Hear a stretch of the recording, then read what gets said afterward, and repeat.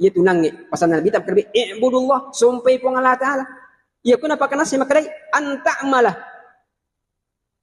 Ia ku mak jama-jama ko, mak pegau-pegau ko lillahi. Harus ikhlas kepada Allah. Tanya maka kasih dia bawang. Tanya maka deh bukan hanya salat dihadirkan Allah, bukan hanya puasa, bersedekah, tapi anta amalah. Apapun perbuatan kita, apapun pekerjaan kita, harus dihadirkan Allah Subhanahu wa taala. Lillahi.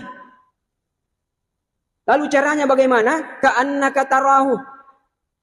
Pada kung kepong Allah Ta'ala riolomu. Seakan-akan Allah di depanmu kau bekerja. Seakan-akan Allah di depanmu engkau berbuat.